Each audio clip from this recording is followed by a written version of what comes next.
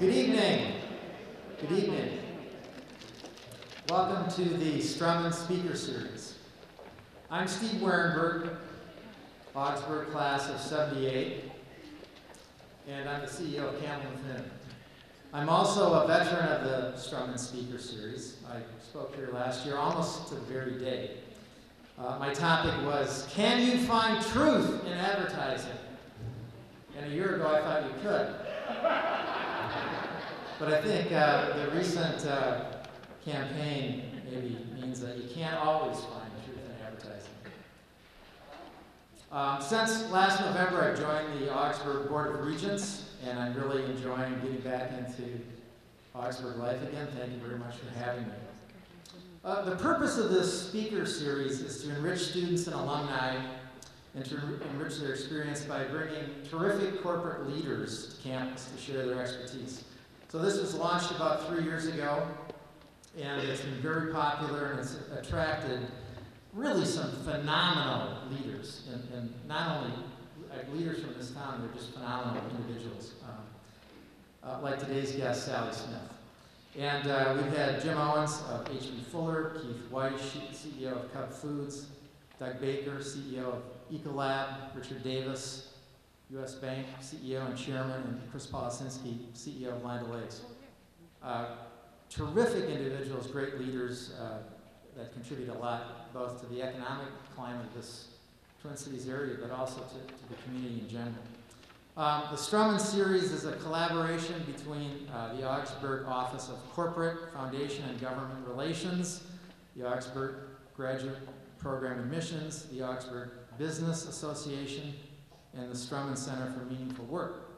And we want to give a special welcome to Hans Strommen, whose grandparents, Clair and Gladys Strommen, had the vision to create the Strommen Center for Meaningful Work here at Augsburg. So welcome, Hans.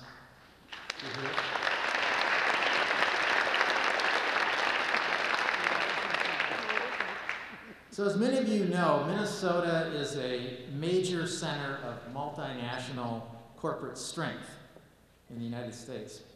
On a per capita basis, Minnesota has more Fortune 500 companies headquartered here than any other state.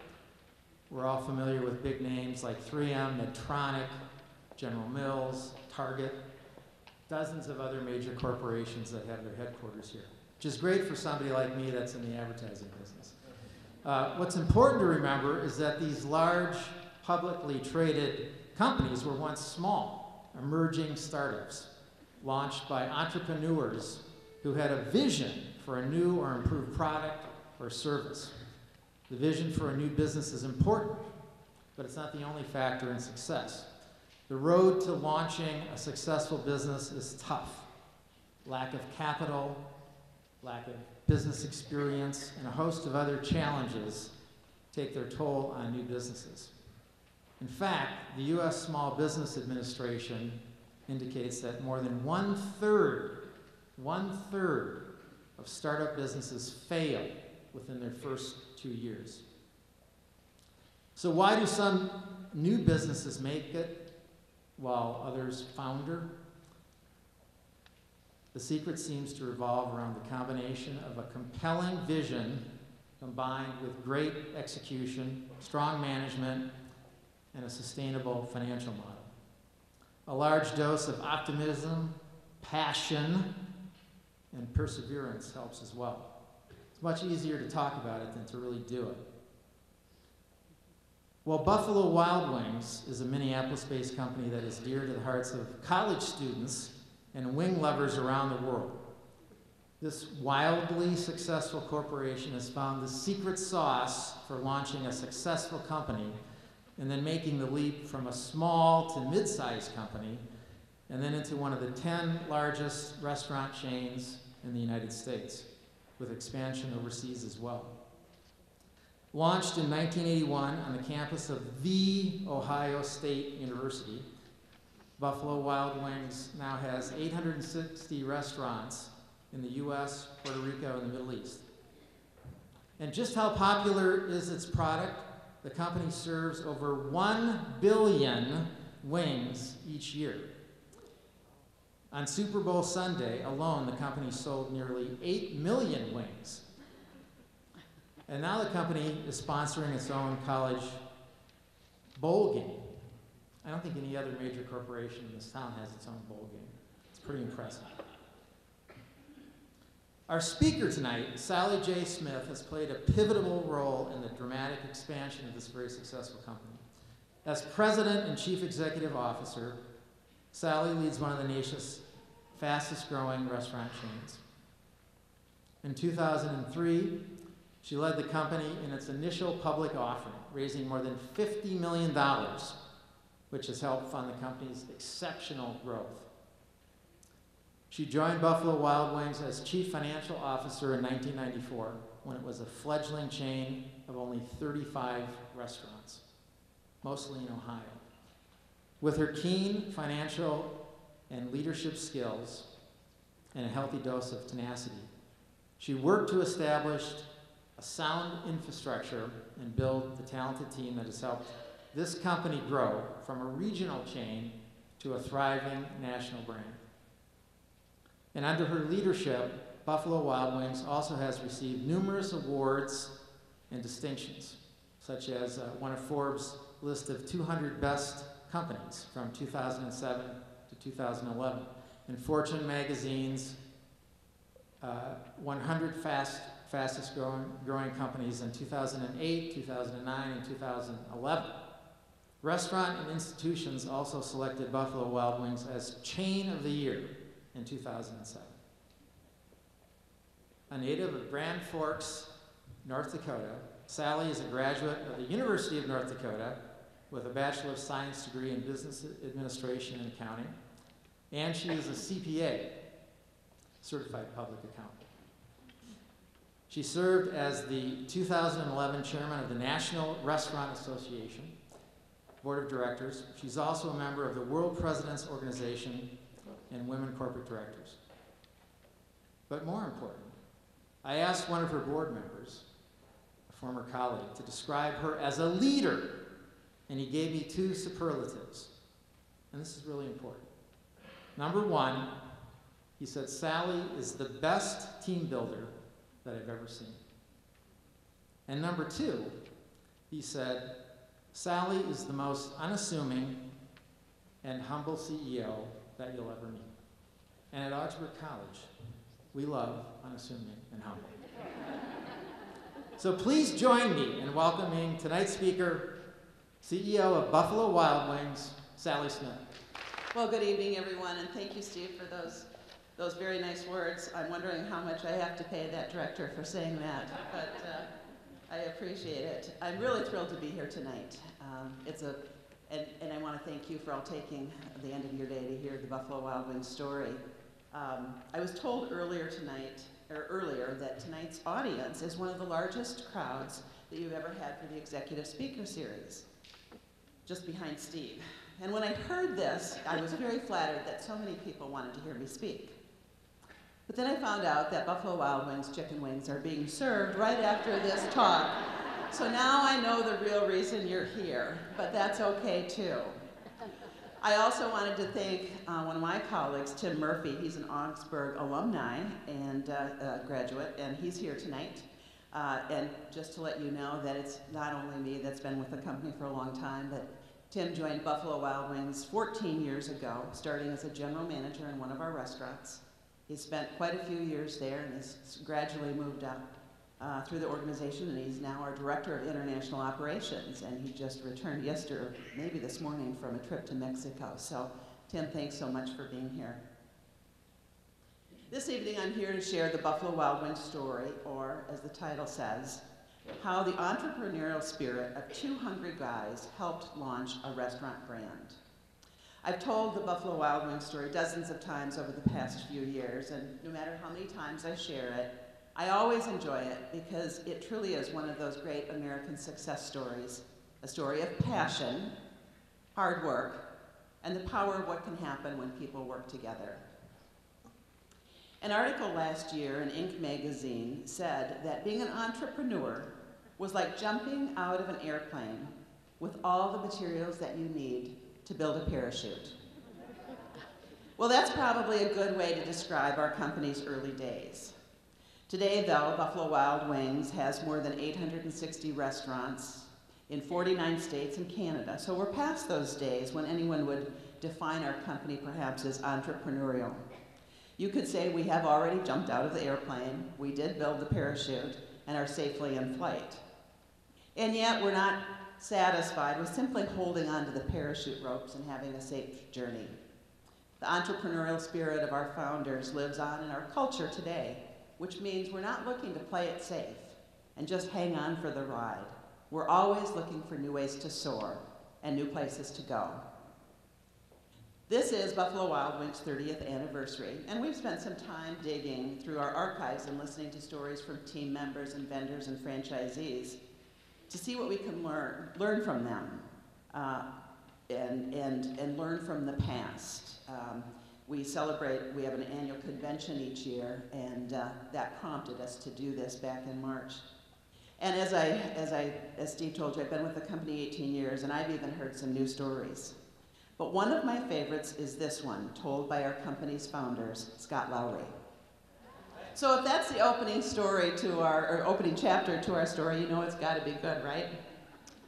Well, we like to say that the Buffalo Wild Wings story started with two hungry guys, our founders, Jim Disbrow and Scott Lowry.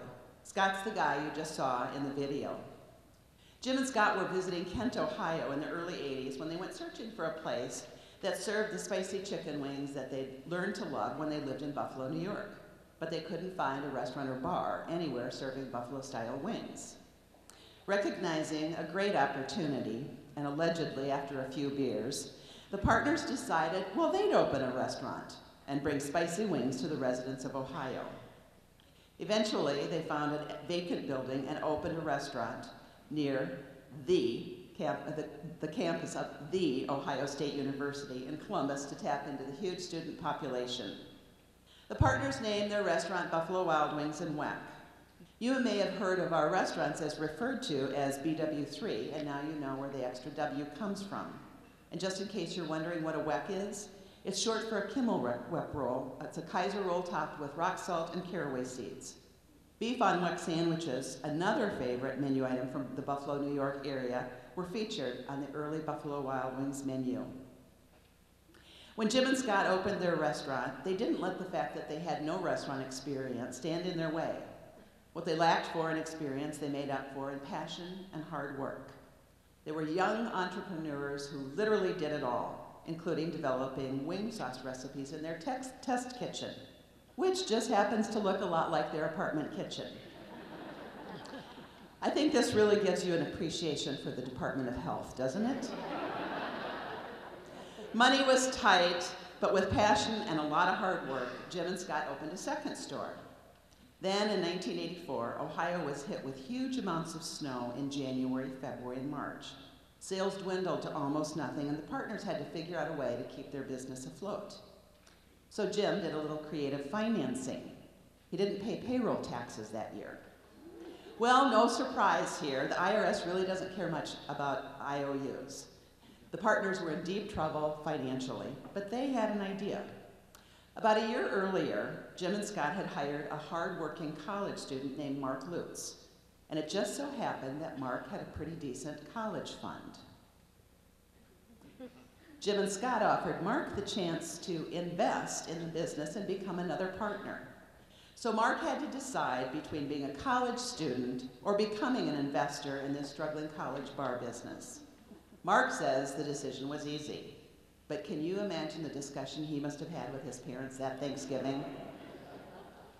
Either way, Jim and Scott had a new partner who was just as passionate about the business as they were. This turned out to be a great decision for Mark and for the company, and today Mark is our Vice President of Global Distribution.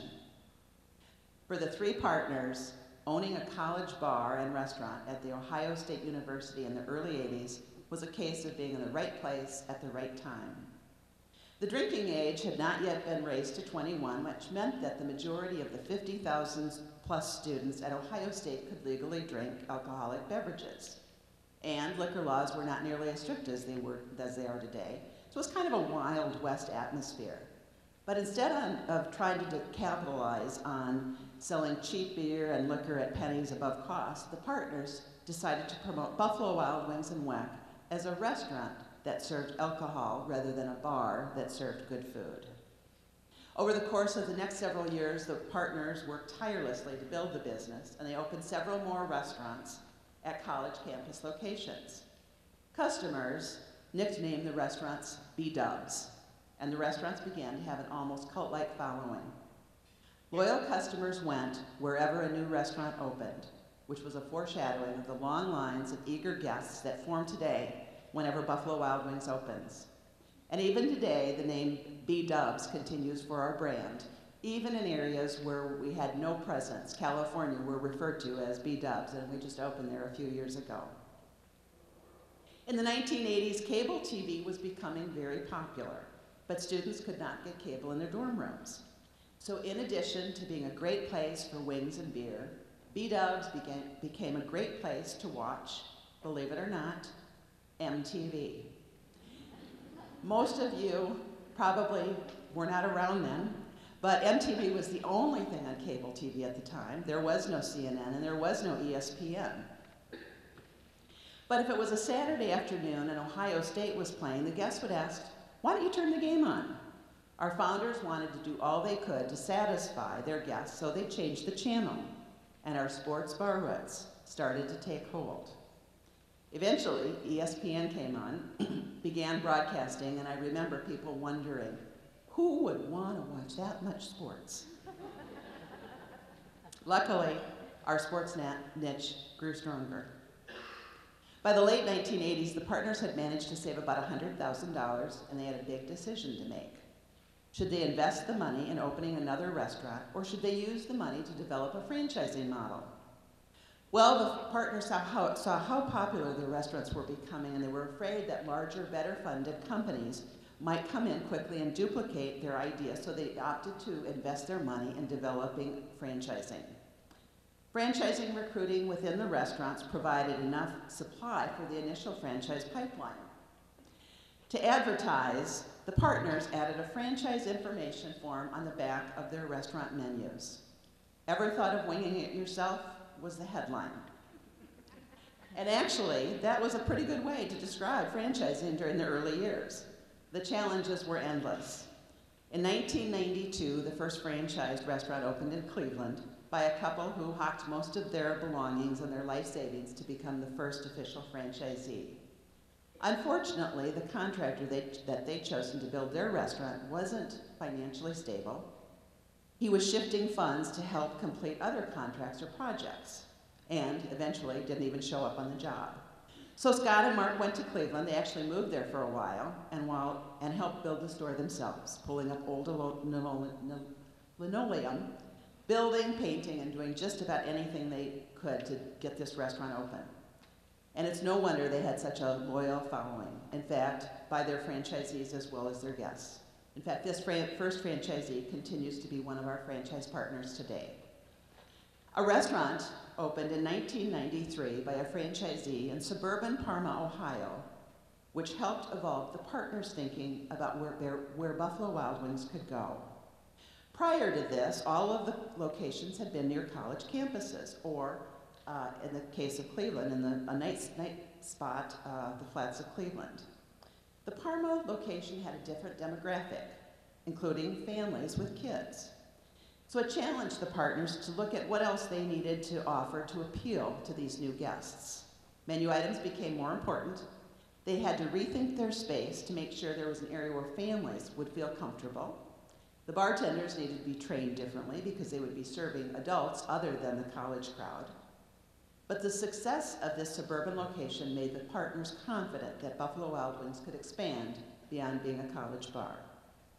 By 1994, the company had grown to about 30 restaurants, 25 franchised, and 5 company-owned in several states. The partners wanted to expand further, but they needed money to make that happen.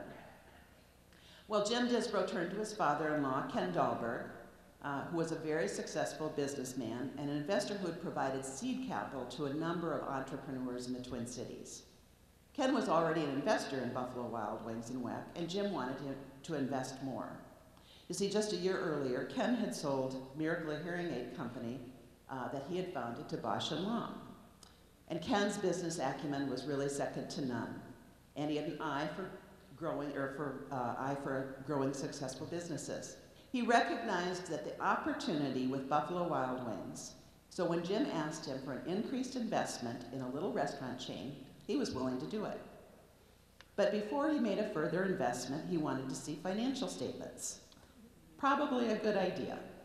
And although Jim and Scott and Mark were passionate about their concept, passionate about their guests, and passionate they could turn anyone into a restaurateur, they weren't quite so passionate about their accounting and finances. They'd spent most of their time opening restaurants, working up to 120 hours a week. They worked 362 days of work, taking off just Thanksgiving, Christmas Eve, and Christmas, because they figured those were days people would not be buying chicken wings. They focused their time on creating a restaurant atmosphere where guests wanted to come and hang out with friends, and they'd earned quite a following. That was the good news. The bad news was that financially the business was in trouble. There were no financial statements, there was no general ledger, and the IRS was looking for a payment. And here's where I enter the story. I happened to be the chief financial officer at Miracle-Ear, so I had worked with Ken Dahlberg. My job as CFO at Miracle-Ear wasn't nearly as appealing to me after Ken sold the company to Bosch and Long. I found I didn't like working for a small division of a very large company. It was like moving back home with your parents and being given a curfew after you'd lived on your own for 15 years. So I was looking at some other opportunities when Ken approached me about working with the little wing bar and restaurant company in Ohio. So in 1994, I accepted the position of Chief Financial Officer for the fledgling chain. My job was to develop financial statements and set up an accounting system, but most importantly, my job was to try to raise money for the company's growth. Remember, this is 1994. I found out that after I was hired, Jim had told a small group of investors that I would be taking the company public within a year. And since we didn't do our public offering until 2003, that didn't exactly turn out to be the case. When I first began to delve into the limited business records that existed, I learned that the financial situation was more precarious than anyone understood. There were no bank accounts, there were no list of equipment leases or what franchisees owed. And it wasn't just the payroll taxes they hadn't paid. The IRS was now auditing the company because the partners had not filed tax returns for 3 years, even though the company had about 500 employees. The main financial record was a Quicken spreadsheet, and most significantly, there really was no cash. Ken Dahlberg liked to tell the story that when he asked to see the financials, Jim pulled out his wallet with $29 in it and said, "This is it." Little did Ken know at the time that Jim's comment was pretty close to the truth, and I didn't know it either, but I was about to find out. I was surprised one day when a general manager of one of the restaurants called me to see if he could get his toaster repaired. Apparently, our general managers had been instructed to call Jim to see before they could have a repair to find out if we had any money that week or not. Pretty hard to run a restaurant without equipment. Financial situation aside, though, Buffalo Wild Wings was a great concept, and the loyalty of our guests was just incredible. The financial situation would eventually be resolved, and I could spend the next hour talking about that, but I won't. But if the partners hadn't built such a strong guest following, quite frankly, I don't know if Buffalo Wild Wings would be around today. The mid to late 90s is a time period, as I'll always remember, as our quest for cash. Within my first 2 months, I had somehow convinced Mary Twynham, one of my colleagues from Miracle-Ear, to join the company as the controller. I'd worked with Mary and I knew how good she was. Mary took a huge cut in pay, and her first office was a closet. Before she took the job, her husband said, "Well, could she put anything in writing?" So we didn't have a computer, and so I hand wrote her offer letter, which she still has today. Today, Mary is our Chief Financial Officer, and I'm happy to report that she now has a real office. Mary worked to straighten out the financial muddle while I met with franchisees trying to get them to pay us. I looked at our leases and I met with contractors trying to resolve overcharges and trying to find any cash we could. As I said, the bulk of my time was trying to raise money to finance the company's growth. We never could put the financial statements together for 1994. Now, we are two CPAs, and we could not figure it out. In 1995, we reported a loss because we decided to close 3 restaurants, and we bought our way out of the leases. Those 3 restaurants happened to be in Colorado, Steamboat, Vail, and one other location, because guess what? That's where the founders they like to do in their free time, ski. By 1996, we still had no cash flow, but we were profitable, and we've shown a profit every year since then. In 1996, I was named president and CEO of Buffalo Wild Wings, and the company's headquarters, if you could call it that at the time, was established in Minneapolis. By this time, we had about 60 restaurants, and Mary and I had convinced several other people to come to work with us at our small office. Times were pretty lean. If you wanted to work there, you had to bring your own table and chair to work as a workstation, and that is the truth. Year-end planning was particularly challenging because we never knew how much money we'd have for growth, and we didn't know where it would come from. With our precarious cash flow situation, we are in desperate need of investors. I can't estimate how many bankers, venture capitalists, and other potential investors that I took to lunch at Buffalo Wild Wings from 1995 to 1997, but no one was interested. So how did we grow? We made many of our real estate decisions based on how much tenant improvement money was available from the landlord. And most of our locations that we selected were B or C locations instead of A locations. We have quite a few legacy B and C locations in the Twin Cities, and luckily, they're doing quite well. We leased equipment at very high interest rates since no banks were willing to lend us money. And I'm talking interest rates of about 21%. We hired people when it was absolutely necessary, and somehow we were able to convince them that they should take a pay cut and come to work for us. Every decision we made had to work, and every dollar that we spent had to provide a benefit. Our franchisees had to open on time, they had to start paying royalty fees right away, and there were weeks when our ability to make payroll depended upon receiving a royalty check. We were just barely surviving. It was time to make some significant changes in order to be more attractive to investors. 1997 turned out to be a turning point for the company, the year we began to establish Buffalo Wild Wings as a brand. With our tiny group of very dedicated team members at our makeshift home office, we began a major transition for the company, striving to create consistent brand standards and continuing to build the systems and processes that would support significant restaurant growth. We made some very difficult decisions about several aspects of our business. First was franchising. As we looked toward the future and the kind of business we wanted to become, we realized that as hard as it was, we needed to be more selective. We'd been doubling our franchise numbers almost every year, but in 1997, we turned down as many franchisees as we accepted and closed as many locations as we opened. It was a tough time. We also made the decision to get out of the distribution business. At the time, we had commissaries in Cleveland, Chicago, and Chattanooga, as well as an entire distribution and logistics warehouse in Columbus, Ohio. We even had our own fleet of trucks, 14 of them, in fact. But as we were analyzing how we were going to continue to grow, it always came down to, should we open a restaurant or buy a new truck?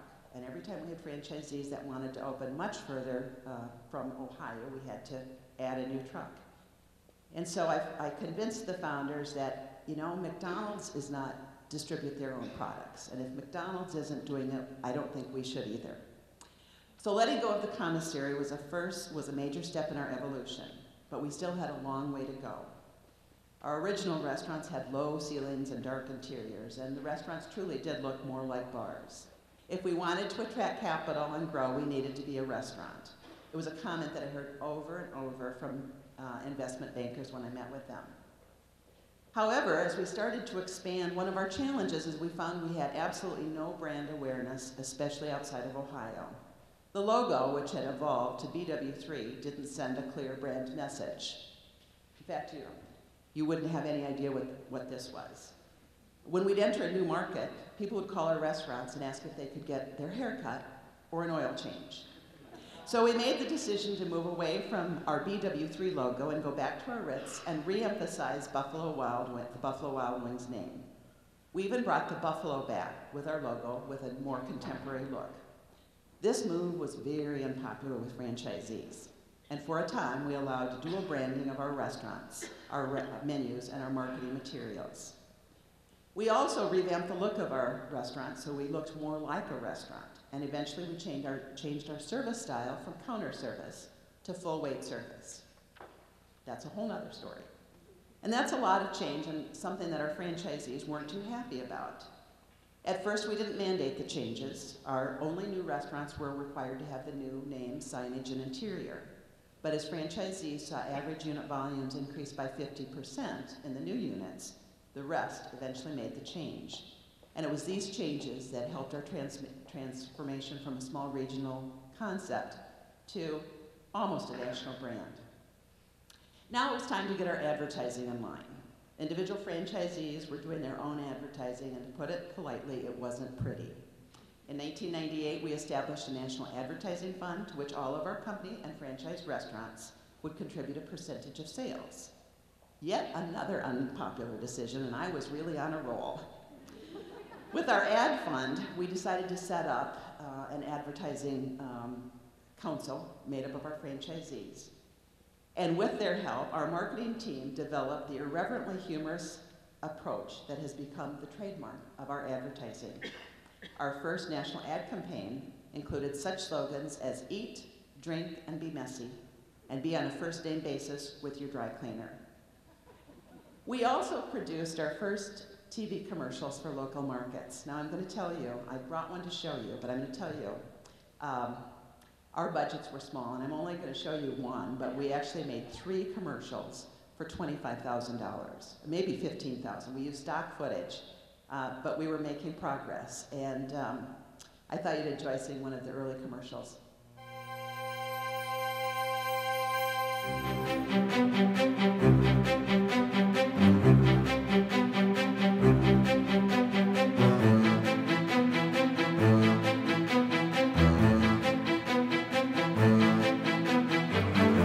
Buffalo Wild Wings. Lots of sports, lots of fun.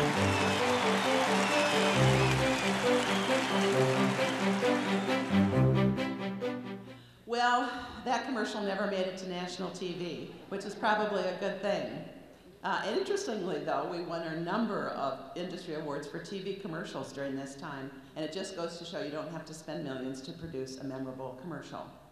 And as we're getting ready to open in the Middle East, we may have to resurrect this commercial or perhaps create one for camel racing.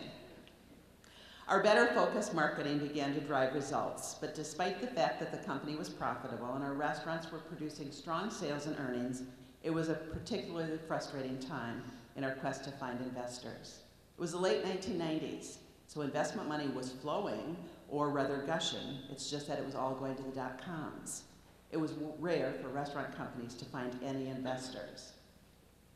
In late 1997, a local brokerage firm agreed to attempt a public offering. As part of the deal, though, we first completed a bridge loan with the firm with the idea that we'd use the public offering to pay off our bridge loan. Bad idea. The short version of this story is that the public offering attempt failed, and we had spent $350,000 trying to raise $8 million. And remember that bridge loan? We now had $2.5 million coming due in April 1999. Fortunately, an investment banking firm in Cleveland thought we had a great story. They agreed to take on the job of trying to find private capital, and with their help, and although it took 2 years, in December of 1999, we were able to raise $8.5 million of private money from 3 venture funds. The terms weren't great, but the money meant we would be able to pay off our bridge loan, and we wouldn't have to worry about making payroll for a change. And most significantly, the money helped us to grow to almost 200 restaurants. But of course, there was a catch. We would need to pay off these private loans by 2004, or some pretty onerous provisions would kick in. Mary and I remembered how long it took us to raise money originally, 1994 to 1999. So in 2002, we started making a plan to try to take the company public, knowing that would give us 2 years to try to achieve that. We had over 200 locations, more than $100 million in revenue. We generated strong cash flow, and we were very profitable. So in January 2003, we started interviewing investment banking firms. We went through what we called a bake-off. 6 investment banking firms made presentations on why they should be the company to take us public, and we selected 3, 1 lead and 2 co-managers. And I could spend probably half a day talking about that process. The summer of 2003 was an exhausting time for the entire team as we prepared for the IPO. We continued to run the business and open restaurants. At the same time, we were working endlessly on our due diligence, crunching numbers, drafting our registration statement, getting approval from numerous attorneys, accountants, and our board of directors. Finally, we got clearance from the Securities and Exchange Commission, and Mary and I were ready to hit the road. As I said, I could spend another couple hours just talking about this road trip where we met with fund managers and investors. We made more than 75 presentations in 16 cities in just 9 days. 2 suits, 1 pair of shoes, and 2 computers made up our luggage. Every night, a new hotel. We didn't have to remember our new room number because we checked in after 11 and out before 6 a.m. Every presentation had to be fresh, and after every presentation, the investment bankers traveling with us would critique our performance. I should tell you, however, that the bankers that traveled with us rotated every day, so they definitely stayed fresh.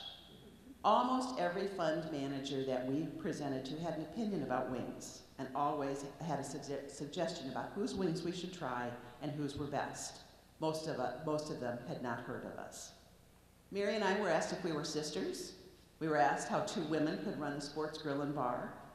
One guy even asked me to say, "You betcha," since we live so close to Fargo, don't you know? But we made it through, and finally in 2003, our quest for cash was accomplished when we went public, raising more than $50 million. And I'm happy to report that we were named the best IPO in Minnesota in 2003. But in an era of full disclosure, I want to tell you that we were the only IPO in Minnesota in 2003. But even so, we had the money that we needed to spend to speed up our growth. And we haven't looked back since. We've achieved double-digit growth for the past 15 years, and as I mentioned earlier today, Buffalo Wild Wings has more than 860 restaurants in 49 states and in Canada.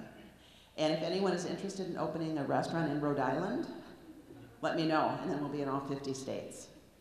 We have a new restaurant opening every week, and by the end of the year, by the end of next year, we plan to have close to 1,000 restaurants across the United States and Canada, Puerto Rico, and the Middle East. We set that 1,000-unit mark when we were on the road for the roadshow. We were a company of about 200 restaurants at the time, and we said our vision was to be a chain of about 1,000, and I know they all looked at us like we were crazy.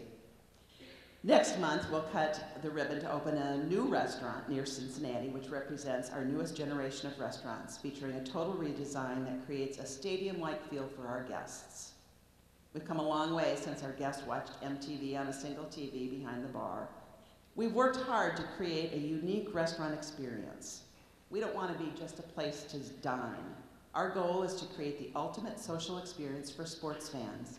And if you've ever been to Buffalo Wild Wings on a big game day, you'll know what I mean.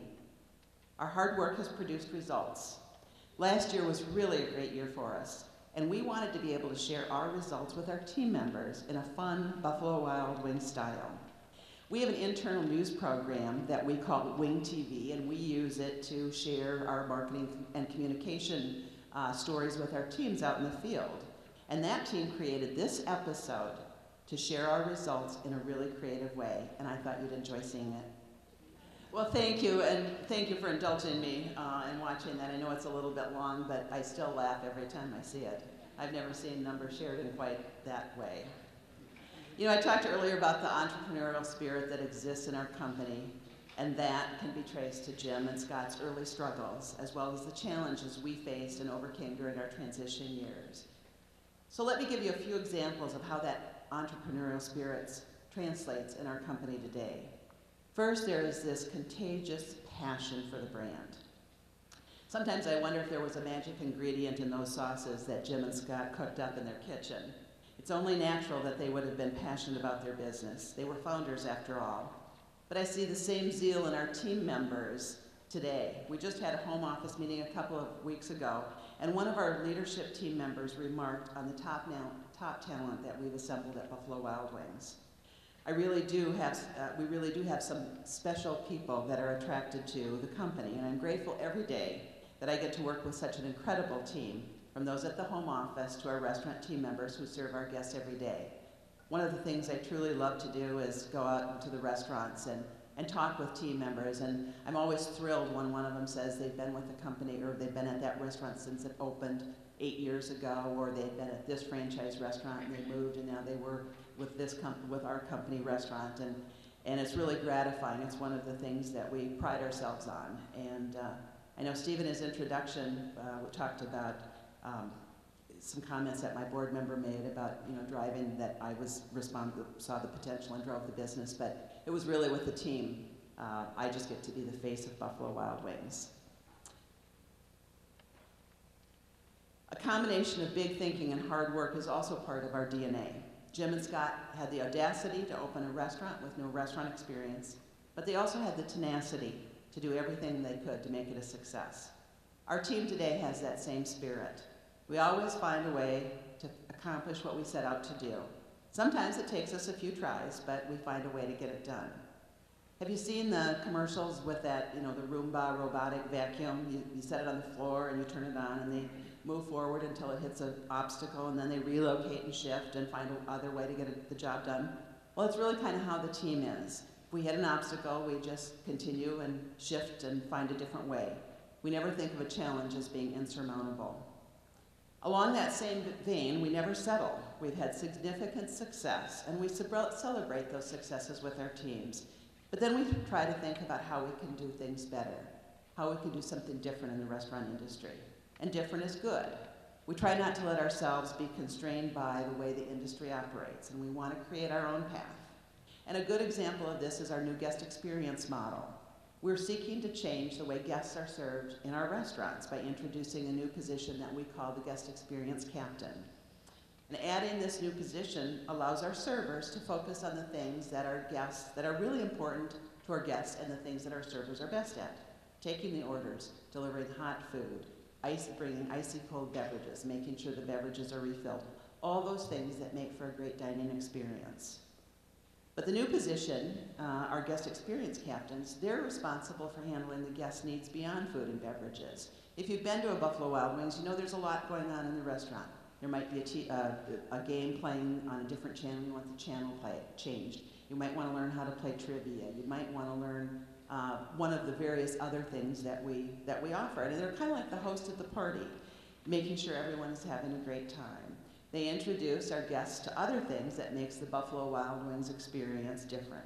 Our Blazing Challenge, they bring out samples of sauces. They explain buzz time trivia and other technology offerings. They talk about promotions. They talk about things that are going on this next week. It's really our goal of taking that guest experience from great to ultimate. Our founders had the desire to build something that connected with people. They sought to create a welcoming neighborhood feel in their restaurants, and they worked hard to find a way to involve their guests with such things as wing eating contests all the way back in the 80s, and it's one of the important parts of our legacy. Our guests really could feel a connection to the brand, and a connection that goes beyond hot wings and cold beer. On Facebook, we have more than 9.3 million fans, and they respond to our posts by the thousands. And just to give you a little context, I think we're number 4 of all restaurant companies right now with Facebook fans. Only McDonald's, KFC, and Starbucks are ahead of us. And McDonald's and Starbucks have 31,000 restaurants. Here's a recent post that we got over 39,000 likes on and 562 written comments. So in addition to coming to Buffalo Wild Wings to watch the favorite teams play, our guests have chosen their restaurants for birthday celebrations, marriage proposals, bridal showers, and we've even had a wedding at Buffalo Wild Wings.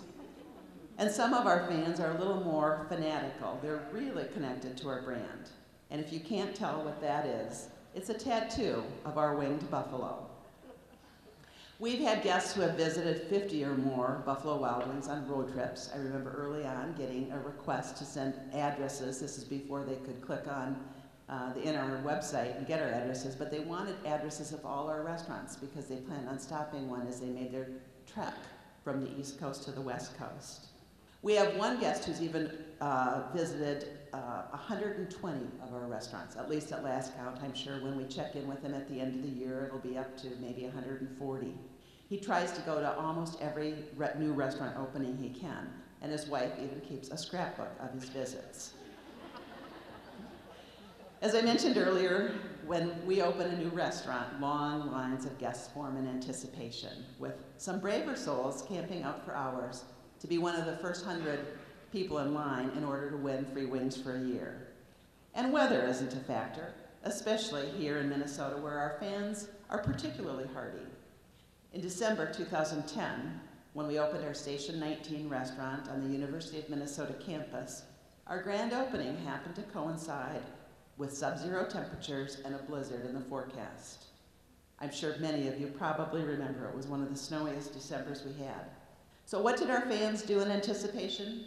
They added a few more layers, they grabbed some blankets, they set up a couple of tents, and they camped out overnight. Only in Minnesota, and only at Buffalo Wild Wings. We try to capture the passion of our guests and the spirit of our brand in the commercials we do. And if you watch sports, I'm sure you're familiar with some of our irreverent commercials, such as our infamous overtime commercial. We have a series of 3 running right now, and I thought I'd bring one of our latest commercials to show you. We didn't always watch football at Buffalo Wild Wings. It's so great to see you guys outside the office. So you brew your own beer? Yeah, for you, bratwurst beer, and this one's a secret. Drink up. This one's ready in 2 minutes. Protect the football. Buffalo Wild Wings. Wings, beer, sports.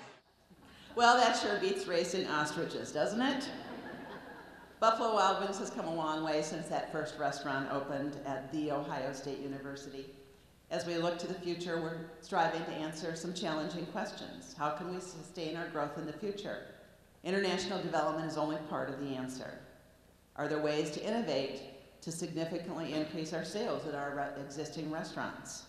Can we develop other variations of our concepts to serve smaller markets, for example?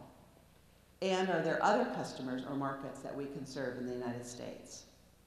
As we try to imagine the future, we always find encouragement when we look to our past.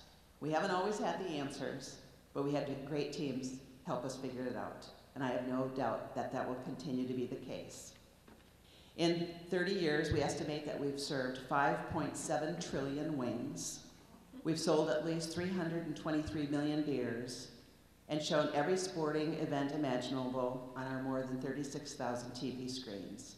And most importantly, we've served nearly 900 million guests.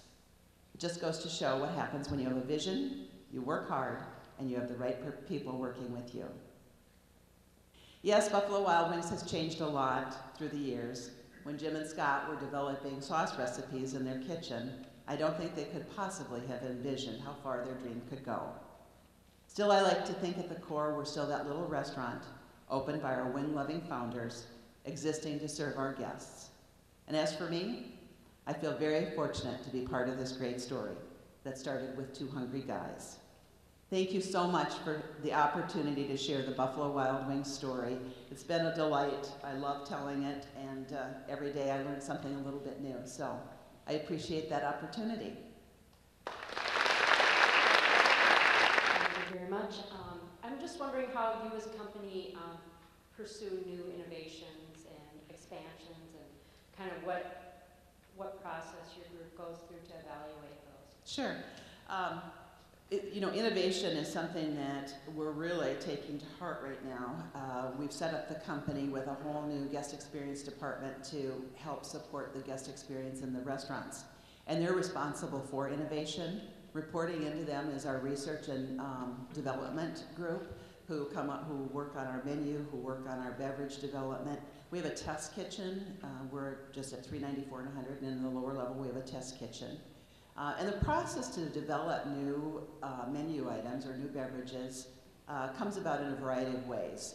sometimes, and many things start in New York or Los Angeles and eventually turn up across in menus across the country. But we'll work with our vendors who also have great innovative areas. And then we go through a very extensive research process. So first of all, we use a menu screener, ask guests if they think it's something that they find at Buffalo Wild Wings. We eventually go through and test a variety of times in restaurant, and then finally roll it out. From a technology standpoint, that same team, not the R&D, but the guest experience team, we've got the innovation and audio-visual, and so they're out there right now. I think you're going to start seeing, besides sports and trivia, some proprietary programming in Buffalo Wild Wings.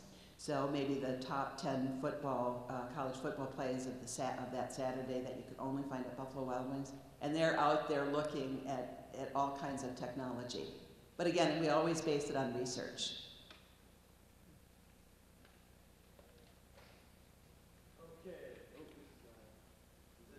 Okay, wow, sorry. As a high school senior, I was just curious, what was the first thing you did when you got out of college and like your first job? When I got out of college? Yeah, from UND. Oh, from UND. I was, my background was accounting, so I went to work for one of at the time, it was the Big Eight. I think it's now the Big Four public accounting firm here in Minneapolis. And I was a staff accountant, I guess, in public accounting. I stayed there for about 4 years.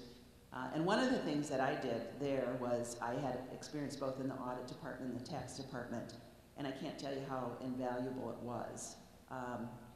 It served as a really great basis for that financial foundation that I think in business, and particularly as a public company, you need today because of Sarbanes-Oxley and some of the things that I have to know are going on, and I sign my name once a quarter on filings with the SEC, and I want to make sure that our financials are in good shape, and Mary understands that. We both agree we don't look good in orange, so we're going to make sure that everything looks good. We've got one right here. Yes. Hi. Oh, yes. I have 3 questions. Yes. Is it in the limit, like with the wings? But anyway. Okay, number 1 question is, do you plan or entertain idea to be undercover boss? I get asked that a lot. No, I don't plan on being undercover boss. Because they learn a lot, as far as I can understand. A more serious question, actually 2, as I said, 3 already, right? The second is you mentioned that you're planning expand to Asia, to Far East, right? Yes. What caused you to choose this region, and how would you adjust the wings to the local, from globalization to localization? Sure. And my last question is about the health issues. We're learning a lot, not to eat salt, not to do this, not to do that, Some of us will not, some will, but is it somewhere incorporated in your approach to healthier eating? Sure, I'll answer that last question first, and then I'll go back on how we determined how we're going to expand internationally. But Steve told you that I just finished serving on the board of the National Restaurant Association as their chairman in 2011, and certainly we represent close to 1 million restaurants and 13 million employees out there. And so health and healthy dining is important. Not only to restaurants, not only the nation, but to restaurants as well.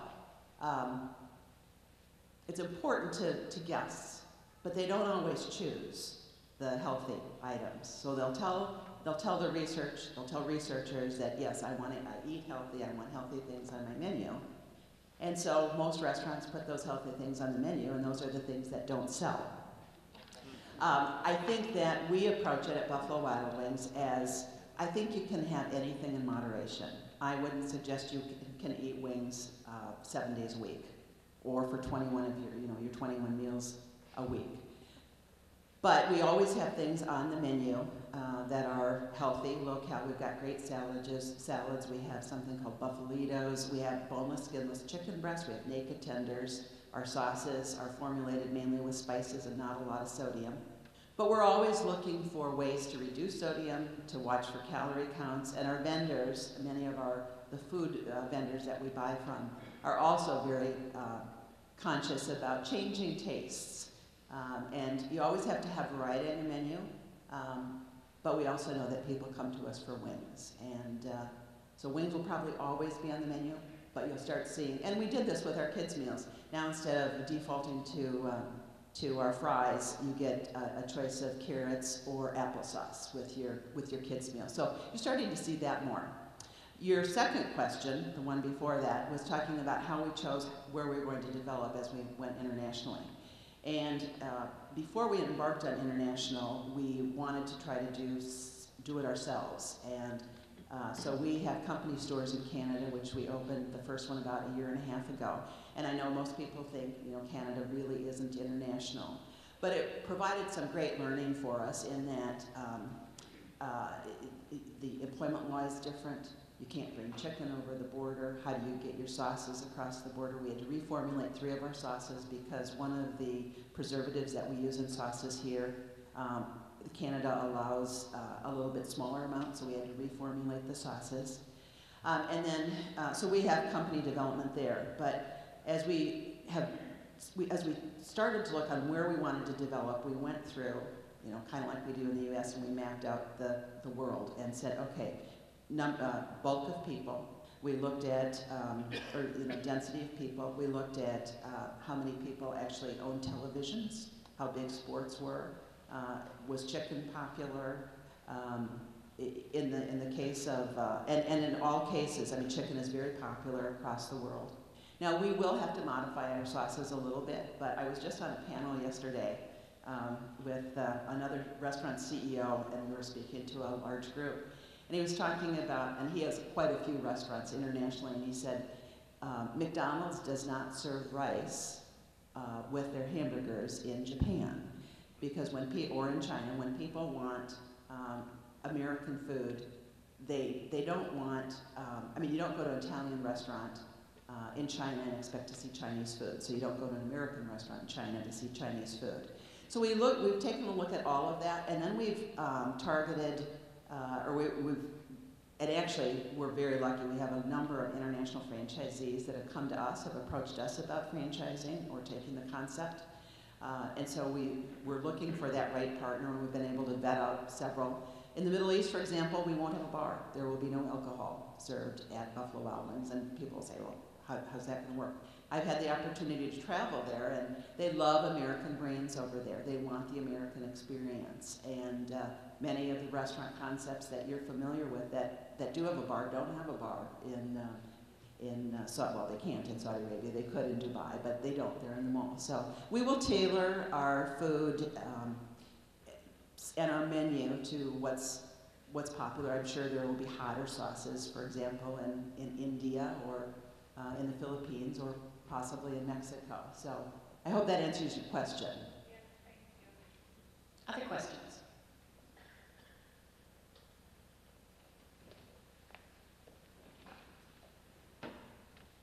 I don't know this, but where are the original owners now, and what do they think about all this? Okay, well, as I mentioned, Mark, who we really do consider as one of the founders because he did join the company just less than 2 years into it, is our head of our global distribution. So he's working out all of our supply chain logistics and all of the partnerships as we work on international, and he's been with us since 1984. Jim Disbrow unfortunately passed away in 2002, so he did not get to see the culmination of the public offering, but I think he'd be very pleased with where we're at today. And Scott Lowry retired about 6 months after we did the IPO, and he is skiing a lot. He does come back to our annual convention each year. Yes? We've got one here. Something I've been wondering, and some friends have been wondering for a long time, so I never thought I'd get the opportunity, but your corporate office is in St. Louis Park. When are you going to bring your restaurant a little closer there? We are working hard at that. Trust me, I hear about that from my children all the time. And I have. How come we don't have one closer? We just haven't found the right opportunity. And that's really one of the last two. We have several places left in the Twin Cities, and that is one of the last two that we have. And we keep working on it, but haven't found it yet.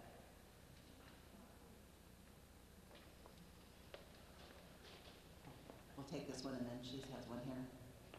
I'm just curious, since the presidential election, a lot of stories have come out about different employers, particularly in the restaurant industry, planning to either cut jobs, cut employee hours, raise prices, or some combination. Do you have any plans to address that? You know, I had the opportunity, as I mentioned, last year as chairman of the National Restaurant Association. I was at the White House 3 times last year working with, there was a small group, I had my CFO there, and a small group of restaurant operators talking about the restaurant industry with some of the people that, or the team that was writing regulations from the various agencies. And I think there's a couple of things. One is most people in the restaurant industry work part-time because they like the flexibility. So, and I don't want to call it transient because we certainly want to be able to offer, we want people to stay for a long time.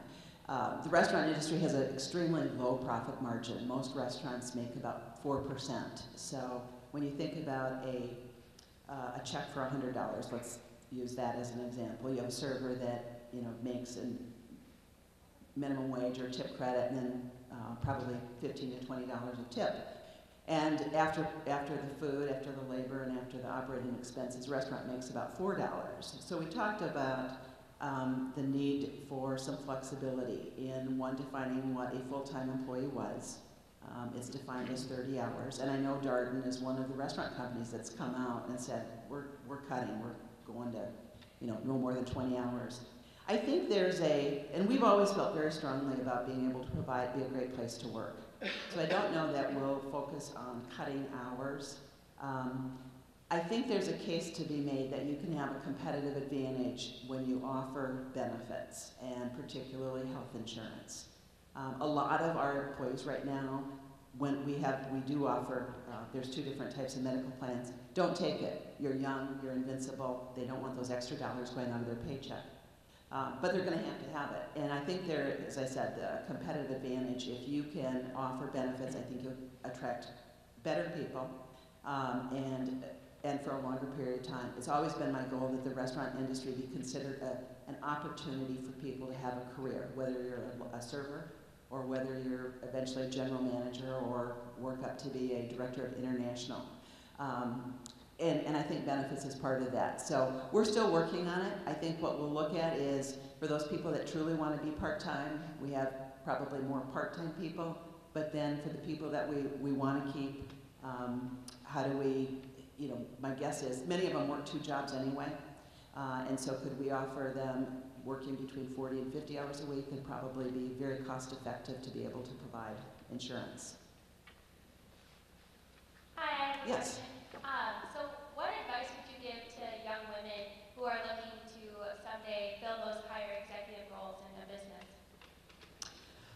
Well, I would say it starts with a great education. So I don't know if you're a student here at Augsburg or not, but that would be my first advice. Get a good education, pick something that you're passionate about, and continue learning. So, and I get asked, I have the opportunity to speak at colleges quite a bit, and it really is a joy to talk.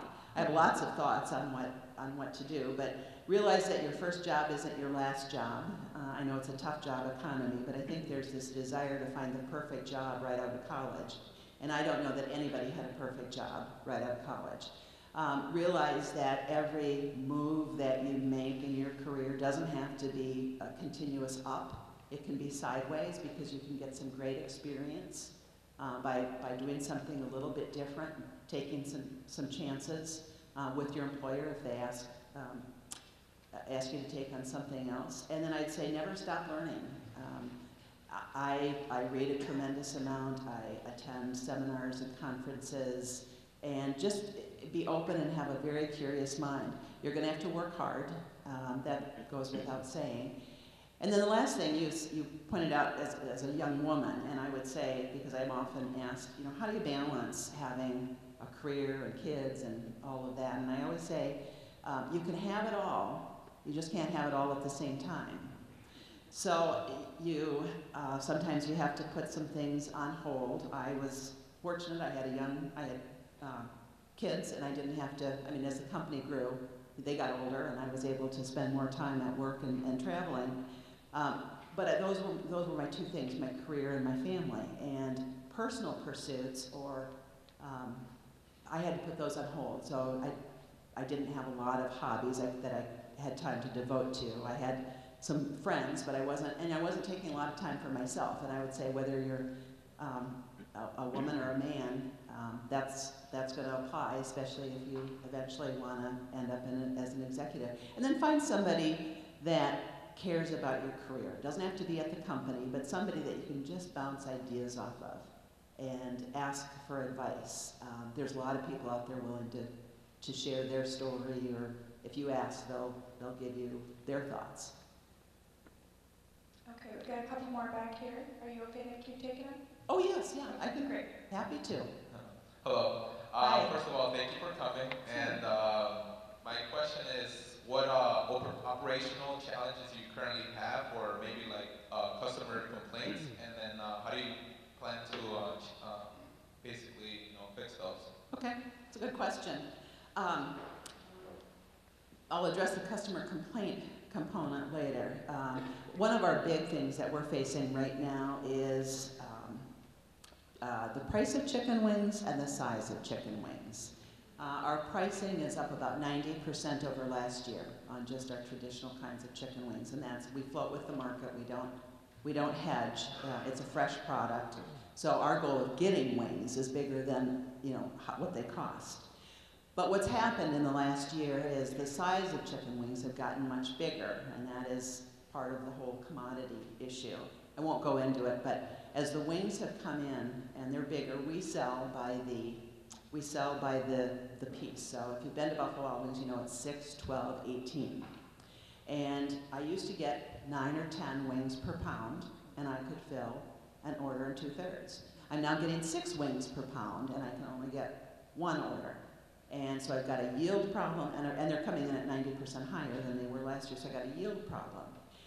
For 30 years, we've sold wings by 6, 12, 18, and we are testing selling them by a portion size, so maybe a single, a double, a triple.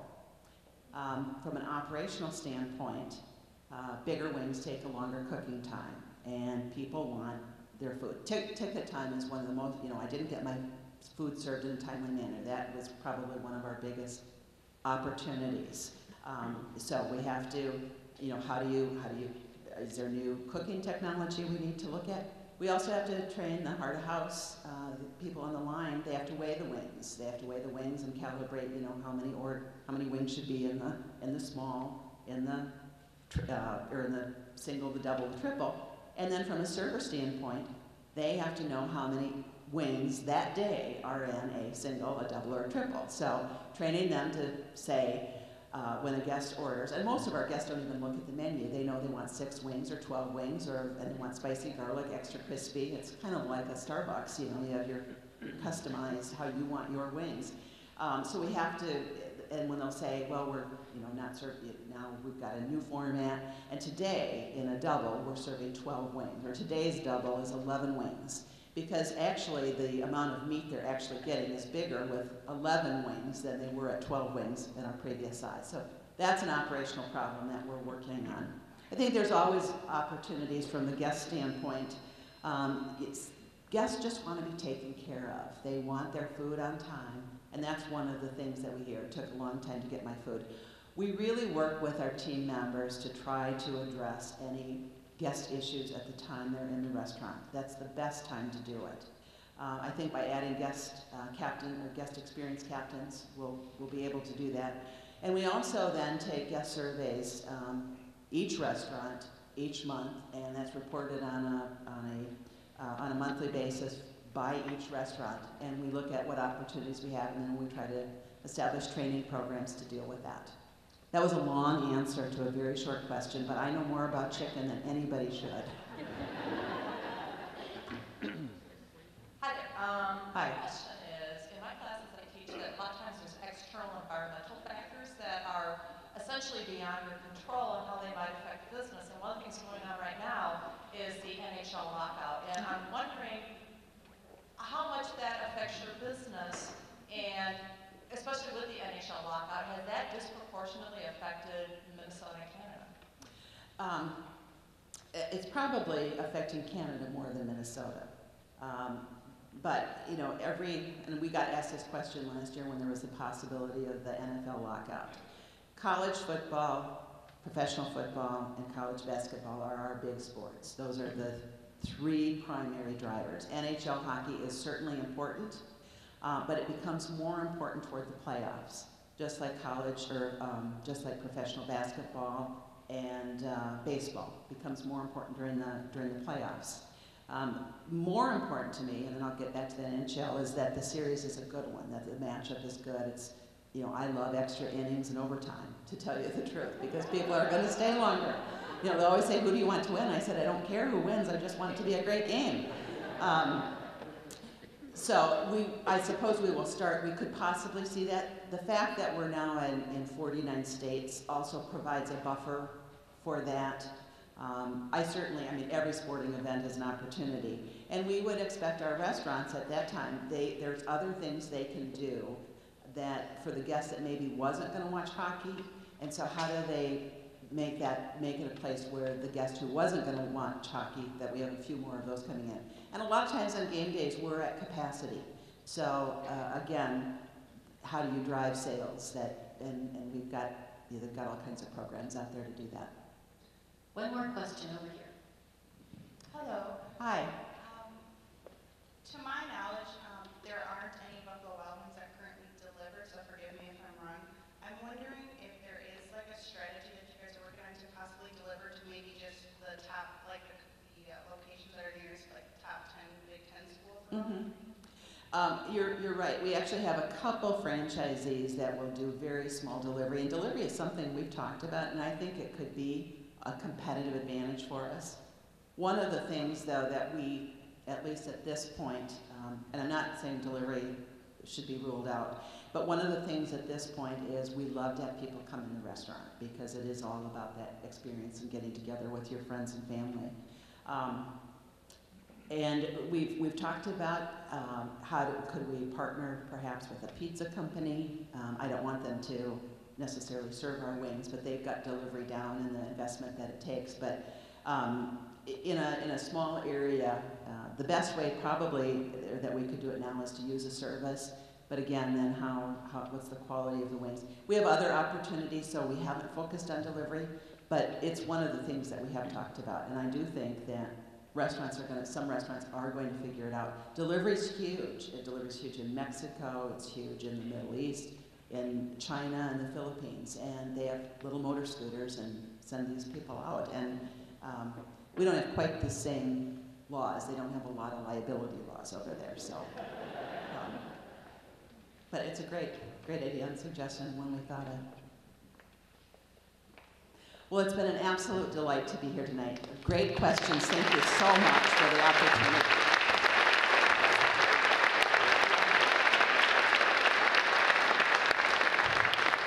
Sally, thanks so much. We want to make you an honorary Augie by giving you this sweatshirt. So thank you very much. Please let's give Sally Smith another round of applause.